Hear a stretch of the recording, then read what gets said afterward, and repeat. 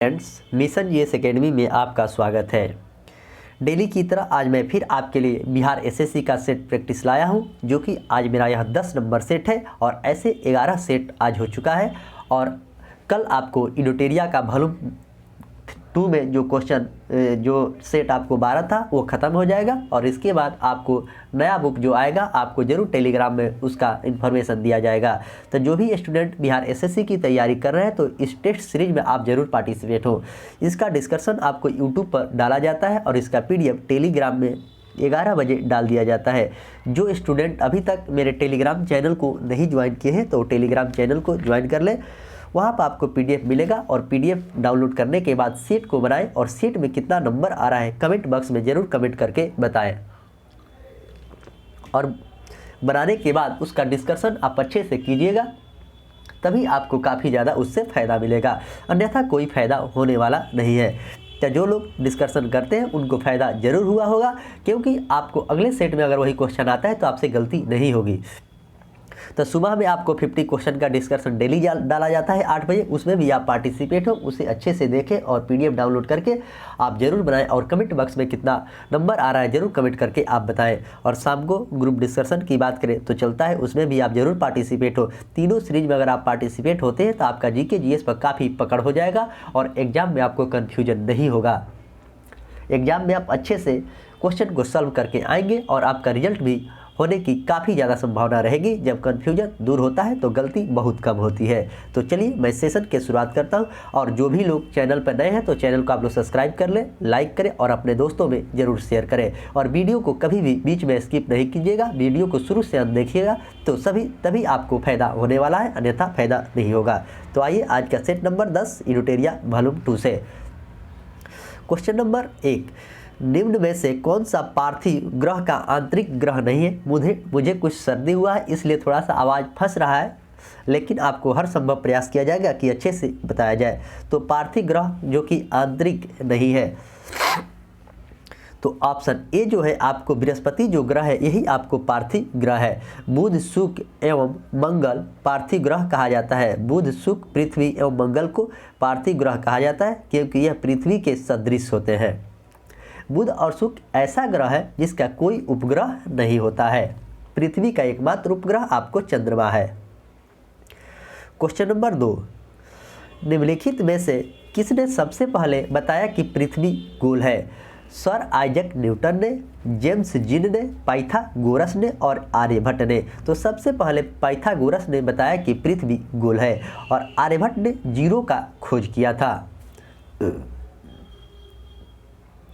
Question number 3, निम्नलिखित में से कौन असत्य है यानी कि गलत है? स्कंदगुप्त के शासनकाल में भारत पर हुंडों का आक्रमण हुआ था।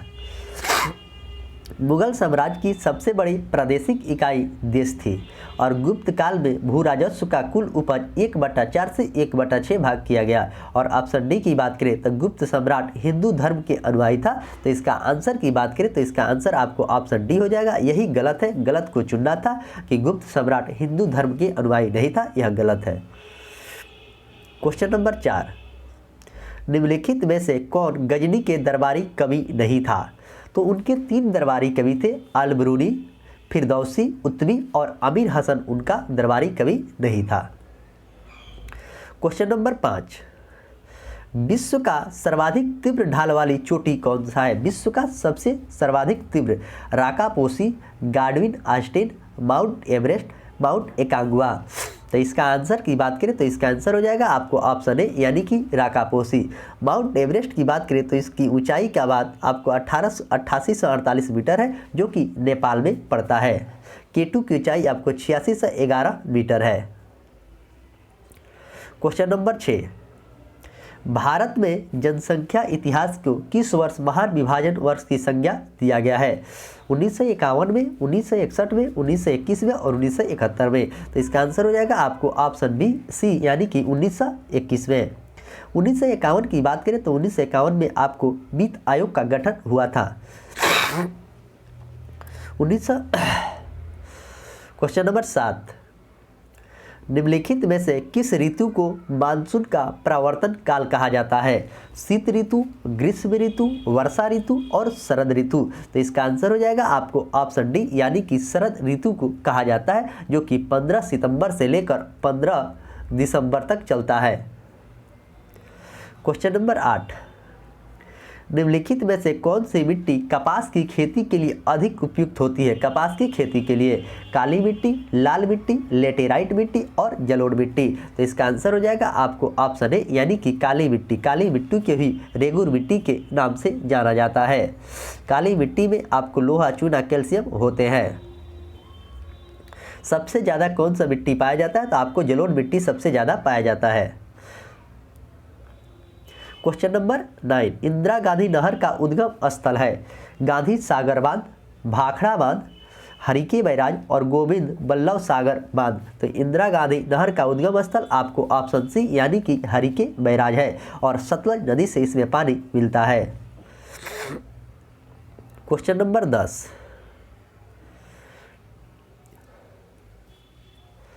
रेल यात्रियों के खोए हुए सामान को ट्रैक करने के लिए भारतीय रेल के द्वारा किस मिशन की शुरुआत किया गया है? तो ऑपरेशन सतर्क, ऑपरेशन उपलब्ध, मिशन अमानत और मिशन सुरक्षा। तो ऑप्शन सी इसका करेक्ट आंसर है, यानी कि मिशन अमानत की शुरुआत की गई थी रेल यात्रियों के सामान को सुरक्षित रखने के लिए। क्वेश्चन नंबर 11, जनगणना 2011 के अनुसार बिहार में सर्वाधिक शिशु 0 से 6 वर्ष के लिंगानुपात वाला जिला कौन सा है? तो किशनगंज, कटिहार, गया और अररिया। तो इसका आंसर हो जाएगा आपको ऑप्शन ए, यानी कि किशनगंज। बिहार का किशनगंज एक ऐसा जिला है जहां सबसे ज़्यादा बारिश भी होता है और सबसे ठंडा जिला आपको गया है और सबसे गर्म जिला भी आपको गया है। दूसरा चिड़ियाघर आपको अररिया डिस्ट्रिक्ट में खोला जा रहा है। क्वेश्चन नंबर 12, निम्नलिखित में से कौन बेमेल जोड़े की पहचान करे? मिजोरम जो है उष्णकटिबंधीय सदाहरित वन है, बिहार उष्णकटिबंधीय शुष्क पर्णपाती वन है, लक्षद्वीप उष्णकटिबंधीय पर्णपाती वन है और राजस्थान कांटेदार वन है। तो इसमें कह रहा है कौन सा गलत है, तो गलत को चुनना है। तो ऑप्शन सी इसका आंसर हो जाएगा, यानी कि लक्षद्वीप जो है ना उष्णकटिबंधीय पर्णपाती वन नहीं है। क्वेश्चन नंबर 13, भारत का सबसे महत्वपूर्ण खनिज युक्त रॉक तंत्र कौन सा है? कुडप्पा, धारावाड़, बिंद और गोंडवाना। तो इसका आंसर हो जाएगा आपको ऑप्शन बी, यानी कि धारवाड़ तंत्र है। गोंडवाना में कोयला होता है। क्वेश्चन नंबर 14, निम्नलिखित में से किस देश में स्थित गढ़वाल जार शहर को विश्व का पुस्तक राजधानी 2022 के रूप में नामित किया गया है?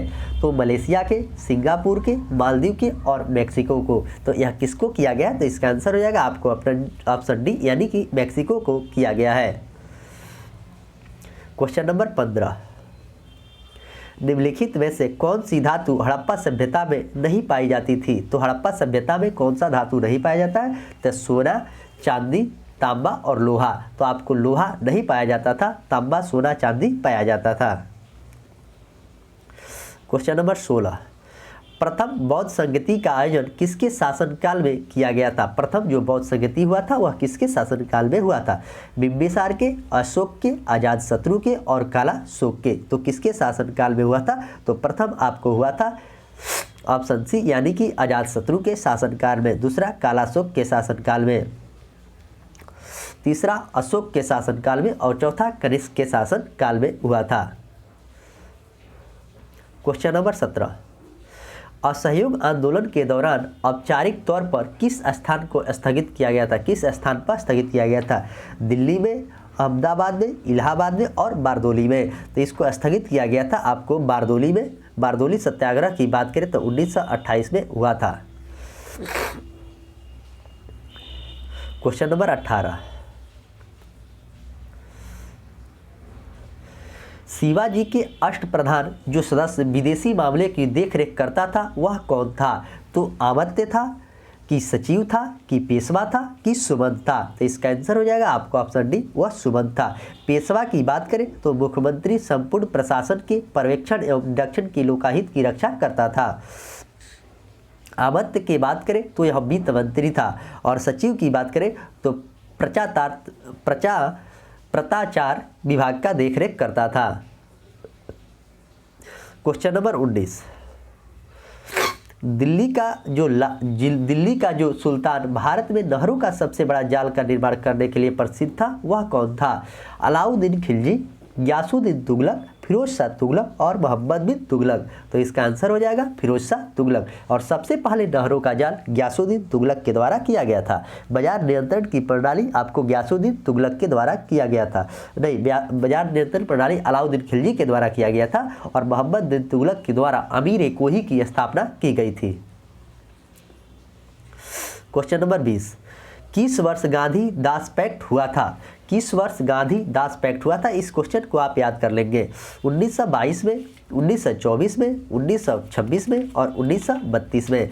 तो गांधी हुआ था यह आपको 1924 में। चौरी चौरा कांड की बात करें तो यह हुआ था 1922 में 5 फरवरी को। और पूना पैक्ट समझौता की बात करें तो 1932 में पूना पैक्ट समझौता हुआ था।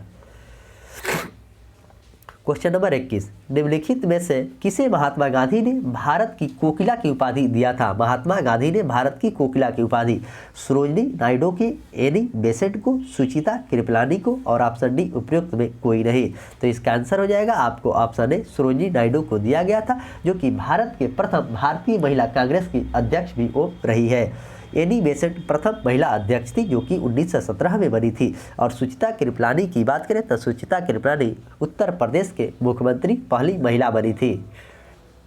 क्वेश्चन नंबर 22, 1793 में अस्थायी बंदोबस्त का प्रस्तावित किया गया था। इस दौरान बंगाल के गवर्नर जनरल कौन था? Warren Hastings, sir John Shore, Lord Cornwallis और ऑप्शन डी की बात करें तो लॉर्ड विलियम बेंटिंग। तो इसका आंसर हो जाएगा आपको ऑप्शन सी लॉर्ड कॉर्नवालिस थे। लॉर्ड विलियम बेंटिंग की बात करें तो भारत के प्रथम गवर्नर जनरल बने थे 1833 के चार्टर एक्ट अधिनियम के तहत। क्वेश्चन नंबर 23, क्वेश्चन नंबर 23 कह रहा है 1927 में साइमन कमीशन का बहिष्कार किया गया क्यों? कमीशन में कोई भारतीय सदस्य नहीं था। यह मुस्लिम लीग का समर्थन करती थी और कांग्रेस का विचार था कि भारतवासियों को स्वराज मिलना चाहिए और ऑप्शन डी सदस्यों के बीच मतभेद था। तो इसका आंसर की बात करें तो इसका आंसर हो जाएगा कमीशन में कोई भारतीय सदस्य नहीं था। ऑप्शन ए इसका करेक्ट आंसर है, लेकिन बुक में इसका आंसर गलत दिया गया है।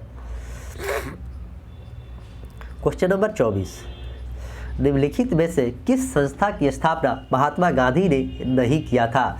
साबरमती आश्रम, सेवाग्राम, विश्व भारती और फिनिक्स फर्म। तो इसका आंसर हो जाएगा आपको विश्व भारती की स्थापना उन्होंने नहीं किया था। साबरमती की आश्रम की स्थापना की बात करें तो साबरमती आश्रम की स्थापना 1915 में किया गया था और फिनिक्स फर्म 1904 में किया गया था।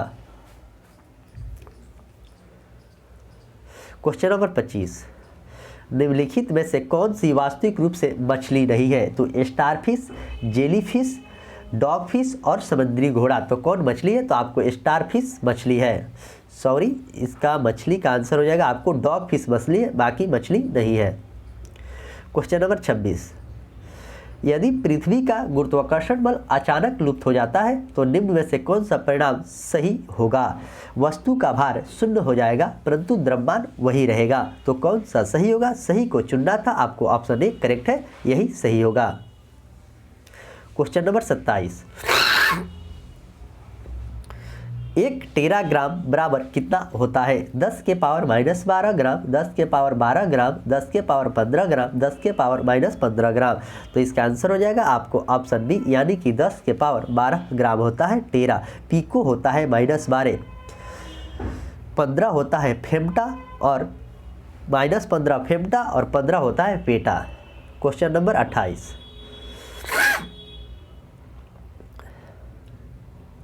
बिजली के हीटर में कौन सी सामग्री का प्रयोग किया जाता है? टंगस्टन के, नाइक्रोम के, कांसा के और इस्पात के। तो बिजली के हीटर में आपको नाइक्रोम का प्रयोग किया जाता है और विद्युत बल्ब में टंगस्टन का प्रयोग किया जाता है। क्वेश्चन नंबर 29, समानतः प्रयुक्त होने वाले निम्नलिखित पदार्थों में से कौन सा एक मिश्र धातु नहीं है? इस्पात, पीतल, कांसा और तांबा। तो कौन सा नहीं है, नहीं वाला पूछा गया, तो इसका आंसर हो जाएगा आपको ऑप्शन डी यानी कि तांबा। इस्पात, पीतल और कांसा है। क्वेश्चन नंबर 30, फ्यूज का तार किसका मिश्र धातु है? जो फ्यूज का तार बना होता है वह किसका मिश्र धातु है? तो सीसा एवं लोहा का, टीन एवं लोहा का, सीसा एवं पारा का, सीसा एवं टीन का। तो इसका आंसर की बात करें तो इसका आंसर हो जाएगा आपको ऑप्शन डी यानी कि सीसा एवं टीन का। क्वेश्चन नंबर 31, निम्नलिखित में से किस पदार्थ का शुद्धिकरण ऊर्ध्वपातन विधि से नहीं किया जाता है? शुद्धिकरण नेप्थोलीन का, बेंजोइक अम्ल का, कपूर का और फिटकिरी का। तो किसका नहीं किया जाता है? तो इसका आंसर हो जाएगा आपको ऑप्शन डी फिटकिरी का नहीं किया जाता है। क्वेश्चन नंबर 32, अवतल दर्पण में प्रतिबिंब किस स्थिति में आभासी एवं सीधा बनेगा? अवतल दर्पण में जब वस्तु अवतल दर्पण के केंद्र पर हो, जब वस्तु अनंत पर हो, जब वस्तु अवतल दर्पण के केंद्र एवं फोकस के मध्य में हो, जब वस्तु अवतल दर्पण के फोकस एवं ध्रुव के बीच में हो। तो इसका आंसर की बात करें तो इसका आंसर हो जाएगा आपको ऑप्शन डी, जब वस्तु अवतल दर्पण और फोकस के ध्रुव के बीच में हो। क्वेश्चन नंबर 33, कार्नेलाइट किसका धातु अयस्क है? कार्नेलाइट किस धातु का अयस्क है? सोडियम का, पोटेशियम का, यूरेनियम का और पारा का। तो इसका आंसर हो जाएगा आपको ऑप्शन बी यानी कि पोटेशियम का। यूरेनियम का निष्कर्षण मोनाजाइट, थोरियम का निष्कर्षण मोनाजाइट से किया जाता है और पारा का निष्कर्षण सीने बार से किया जाता है। क्वेश्चन नंबर 34, मानव त्वचा में कितनी परतें होती है? मानव की त्वचा जो है वह कितनी परत के होती है?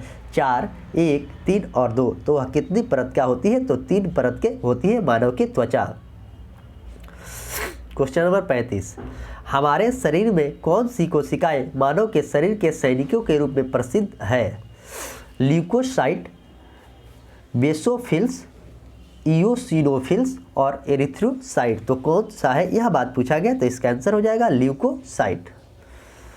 क्वेश्चन नंबर 36, निम्न में से कौन जल जनित रोग नहीं है? तो हैजा, चेचक, पीलिया और टाइफाइड। तो पूछा गया कि जल जनित रोग कौन सा है, तो आपको नहीं है, तो चेचक आपको जल जनित रोग नहीं है। हैजा, पीलिया और टाइफाइड जो है आपको जल जनित रोग है। जीवाणु से होने वाला रोग आपको डिप्थीरिया, निमोनिया, काली खांसी, प्लेग, टाइफाइड, तापेदी, टिटनेस और हैजा, ये सब जीवाणु से होने वाला रोग है। अब वायरस से होने वाला रोग आपको मैं बता रहा हूँ, डेंगू ज्वर, मेनिंजाइटिस, खसरा, चेचक, herpes, hepatitis, AIDS, polio, trachoma, influenza, rabies और छोटी माता, ये सब आपको वायरस से होते हैं। क्वेश्चन नंबर 37, निम्नलिखित में से कौन सा जोड़ा गलत है? दाब जो है बैरोमीटर सही है, विभवांतर जो है यह पायरोमीटर नहीं होगा, यही गलत है, गलत को चुनना था। विभवांतर से वोल्टमीटर मापा जाता है, तापमान से थर्मामीटर और भूकंप से सिस्मोग्राफ। क्वेश्चन नंबर 38, रक्त में आरबीसी बहुत अधिक उत्पन्न होने से कौन सा रोग होता है? एनीमिया, हीमोफीलिया, पॉलीथीसीमिया और ल्यूकेमिया। तो कौन सा रोग होता है यह बात पूछा गया है, तो इसका आंसर हो जाएगा आपको ऑप्शन सी यानी कि पॉलीसीथीमिया रोग होता है। क्वेश्चन नंबर 39, निम्नलिखित में से कौन सुमेलित नहीं यानी कि कौन सा गलत है? एड्रीनल जो है तनाव की स्थिति में हार्मोन है, यह आपको सही है। एस्ट्रोजन जो है महिला सेक्स हार्मोन है, यह भी आपको सही है। डोपामाइन जो है हैप्पी हार्मोन है, यह भी आपको सही है। तो इंसुलिन जो है उच्च रक्तचाप नहीं है, यही गलत है, गलत को चुनना था। इंसुलिन में आपको एक प्रकार का हार्मोन है। क्वेश्चन नंबर 40, आंख के प्रदर्शिक अग्रभाग को क्या कहा जाता है? आंख के प्रदर्शिक अग्रभाग को परितारिका, दृष्टिपटल, पुतली और कार्निया। तो इसे आपको कहा जाता है कार्निया। पुतली जो है पिपुल्स, वो आपके प्रकाश को नियंत्रित करता है। क्वेश्चन नंबर 41, वसा का पाचन करने वाला एंजाइम लाइपेज निम्नलिखित में से किसके द्वारा स्रावित होता है? तो गुर्दे के, अग्नाशय के, बड़ी आंत के और यकृत के। तो किसके द्वारा स्रावित होता है? तो आपको अग्नाशय से। अग्नाशय अंतःस्रावी और बाह्यस्रावी दोनों ग्रंथि है। मानव शरीर के सबसे बड़ी ग्रंथि आपको यकृत है। क्वेश्चन नंबर 42, 1 लीटर पानी में 4 डिग्री सेल्सियस से 0 डिग्री सेल्सियस तक ठंडा करने पर इसका आयतन क्या होगा? पहले घटेगा और फिर बढ़ता है, बढ़ता है, घटता है, पहले बढ़ता फिर घटता। तो इसका आंसर हो जाएगा आपको ऑप्शन बी, यह बढ़ता है। क्वेश्चन नंबर 43, फूल का कौन सा भाग विकसित होकर फल बनाता है? तो वार्तिकाग्र, परागकोश, अंडाशय और बीजांड। तो कौन सा भाग है फूल का? तो आपको ऑप्शन सी यानी कि अंडाशय यानी कि ओवरी। क्वेश्चन नंबर 44, पारिस्थितिकी तंत्र की अवधारणा सर्वप्रथम किसने दिया था? जी टेलर ने, ईपी ऑडम ने, अर्नेस्ट हैकल ने और एजी ट्रांसले ने। तो यह किसने दिया था? तो आपको ऑप्शन डी इसका करेक्ट आंसर है, एजी ट्रांसले के द्वारा दिया गया था। क्वेश्चन नंबर 45, कार्बन क्रेडिट की संकल्पना निम्नलिखित में से किससे अद्भुत हुई है? पृथ्वी के शिखरवार्ता, Rio de Janeiro, Kyoto protocol, Montreal protocol, Stockholm सम्मेलन। तो किससे है यह बात पूछा गया? तो इसका आंसर हो जाएगा आपको ऑप्शन डी यानी कि ऑप्शन डी इसका करेक्ट आंसर है। बुक में गलत आंसर दिया है, क्योटो प्रोटोकॉल इसका आंसर होगा। क्वेश्चन नंबर 46, जब उपभोक्ता की आय बढ़ती है तो छोटी वस्तुओं का पर इसका क्या प्रभाव पड़ता है? नकारात्मक प्रभाव, सकारात्मक प्रभाव, पहले बढ़ता फिर घटता, कोई प्रभाव नहीं पड़ता है। तो इसका आंसर की बात करें तो ऑप्शन ए इसका आंसर होगा, नकारात्मक होता है। क्वेश्चन नंबर 47, किसी समिति ने सर्वप्रथम सेवाओं पर कर लगाने की सिफारिश की थी? किस समिति ने सेवाओं पर? तो चलैया समिति, एलके झा समिति, नरसीमन समिति और केलकर समिति। तो इसका आंसर हो जाएगा आपको ऑप्शन ए यानी कि चलैया समिति के द्वारा यह किया गया था 1994 और 95 के समय में। क्वेश्चन नंबर 48, प्राथमिक घाटा एवं ब्याज भुगतान का योग निम्न में से किसके बराबर होता है? तो बजट घाटा का, राजस्व घाटा का और प्रभावी राजस्व घाटा और राजकोषीय घाटा। तो इसका आंसर हो जाएगा आपको ऑप्शन डी यानी कि राजकोषीय घाटा इसका करेक्ट आंसर है। क्वेश्चन नंबर 49, बॉक्साइट का सर्वाधिक उत्पादन किस राज्य में होता है? उड़ीसा में, झारखंड में, गुजरात में और छत्तीसगढ़ में। तो बॉक्साइट का सबसे ज़्यादा उत्पादन जो नई डाटा के अनुसार आपको उड़ीसा में होता है। छत्तीसगढ़ में कोयला का भंडारण है। क्वेश्चन नंबर 50, किसी अर्थशास्त्री ने भारत में सबसे पहले वैज्ञानिक दृष्टि से राष्ट्रीय आय की गणना किसने किया था? तो D.R. गाडगिल ने, B.K.R.V. राव ने, मनमोहन सिंह ने, Y.B. अलग ने। तो किसके द्वारा यह किया गया था? तो ऑप्शन बी इसका करेक्ट आंसर है यानी कि B.K. राव के द्वारा की गई थी। क्वेश्चन नंबर 51,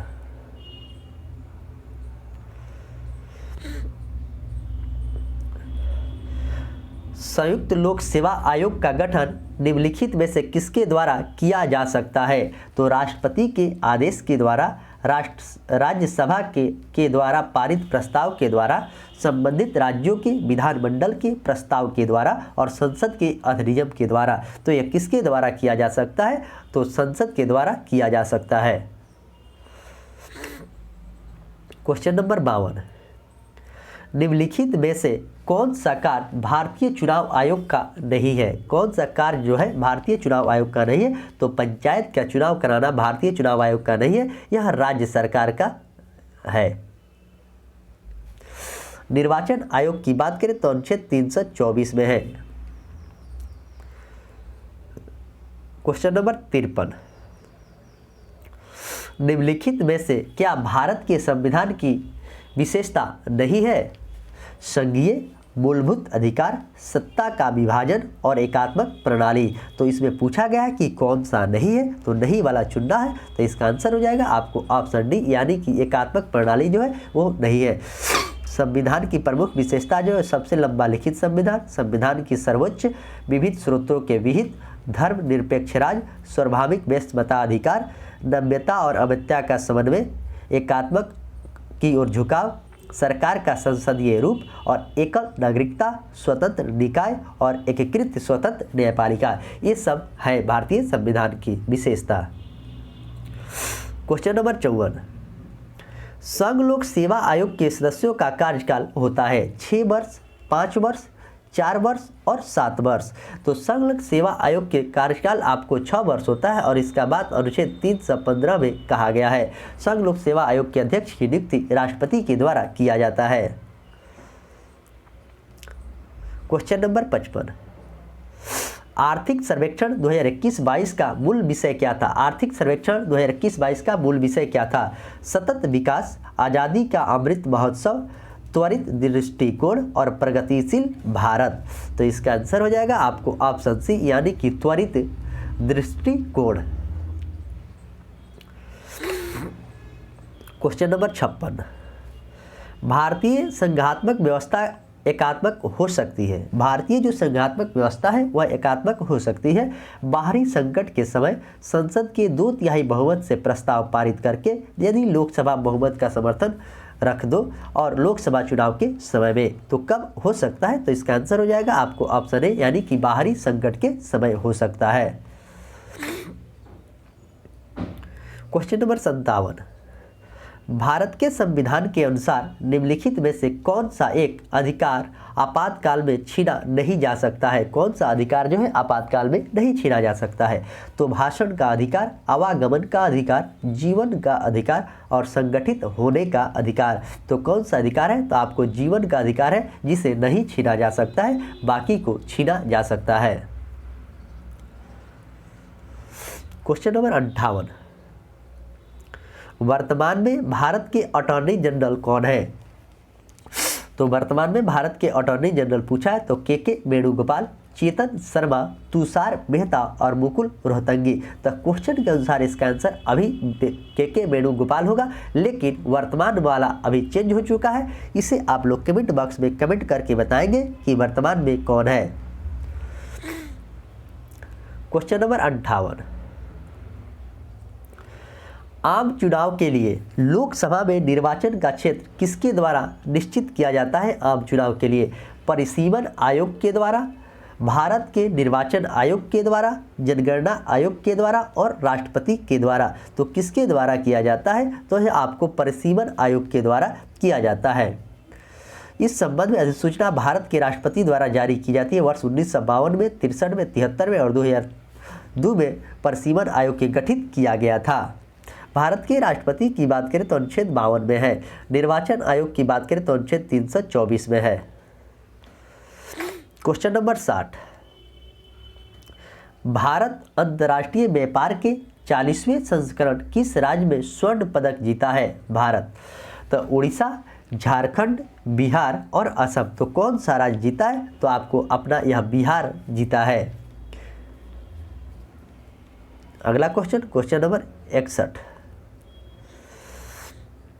क्वेश्चन नंबर 61 कह रहा है, सीमा सुरक्षा बल की स्थापना कब हुई थी? थोड़ा सा पीडीएफ यह साफ नहीं हुआ है, इसके लिए सॉरी, आगे पीडीएफ आपको साफ मिलेगा। तो सीमा सुरक्षा बल की स्थापना 1965 में हुआ था। निम्नलिखित में से किसे 31वां व्यास सम्मान 2021 से सम्मानित किया गया है? तो व्यास सम्मान 31वां किसे दिया गया है 2021 में? तो असगर वजाहत को दिया गया है, असगर वजाहत को दिया गया है। क्वेश्चन नंबर 63, राउरकेला इस्पात संयंत्र की स्थापना किस देश के सहयोग से की गई है? राउरकेला, तो सोवियत संघ से, अमेरिका से, जर्मनी से और फ्रांस से। तो आपको जर्मनी से किया गया है। जो दुर्गापुर में है वो ब्रिटेन की सहायता से किया गया है। बोकारो का रूस के सहायता से किया गया है। क्वेश्चन नंबर 64, सार्क का मुख्यालय कहाँ पे है? तो सार्क की स्थापना की बात करें तो 1985 में इसकी स्थापना हुआ था और इसका मुख्यालय आपको काठमांडू में हुआ और इसका प्रथम सम्मेलन ढाका में हुआ था। क्वेश्चन नंबर 65, भाविना पटेल का संबंध किस खेल से है?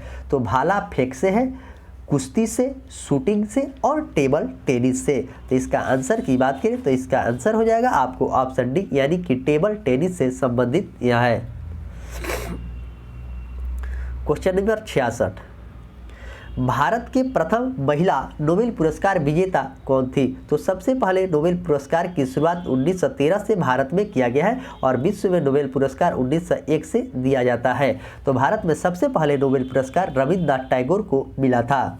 तो यहाँ पर पूछा गया सबसे पहले महिला किसको मिला था? तो मदर टेरेसा को नोबेल पुरस्कार सबसे पहले महिला में मिला था 1979 में, यानी कि 1979 में मिला था। इन्हें भारत रत्न 1980 में मिला था। क्वेश्चन नंबर 67, देश में सबसे पहले किस राज्य में चुनाव का ईवीएम का प्रयोग किया गया था? मतलब भारत में सबसे पहले ईवीएम का प्रयोग भारत के किस राज्य में किया गया? केरल में, तमिलनाडु में, आंध्र प्रदेश में और कर्नाटक में। तो इसका आंसर हो जाएगा आपको ऑप्शन ए, यानी कि केरल में सबसे पहले 1982 में किया गया था ईवीएम का प्रयोग। क्वेश्चन नंबर 68, दिसंबर 2022 में संघाई सहयोग संगठन SCO की 22वीं बैठक का आयोजन कहां पर किया गया है? उज्बेकिस्तान में, तजाकिस्तान में, किर्गिस्तान में और पाकिस्तान में। तो यह कहां पर किया गया है? तो उज्बेकिस्तान में इसका बैठक किया गया है। क्वेश्चन नंबर 69, निम्नलिखित में से कौन सही सुमेलित नहीं है? हिप्रोलॉजी जो है वह नींद के अध्ययन है, ओडोंटोलॉजी जो है वो दांतों का अध्ययन है, यह दोनों सही है। ओर्कोलॉजी में बकरियों का अध्ययन, यह भी आपको सही है। इसमें गलत को चुनना था तो विष विज्ञान आपको पैथोलॉजी नहीं होगा, विष विज्ञान टॉक्सिकोलॉजी कहा जाता है। क्वेश्चन नंबर 70, आज के सेशन के लास्ट क्वेश्चन यानी कि 10 number set Bihar SSC editorial volume 2 का 10 नंबर सेट का 70 नंबर क्वेश्चन, आइए देखते हैं। भारत के प्रथम लोकसभा अध्यक्ष कौन बने थे? तो सी राजगोपालाचारी, नीलम संजीव रेड्डी, M अनंत सेन अयंगर और गणेश वासुदेव मलंगर। तो भारत के प्रथम लोकसभा के अध्यक्ष आपको गणेश वासुदेव मलंगर यानी कि JV मलंगर बने थे और द्वितीय लोकसभा के अध्यक्ष अनंत अयंगर बने थे और प्रथम लोकसभा 1952 में इसकी चुनाव हुआ था।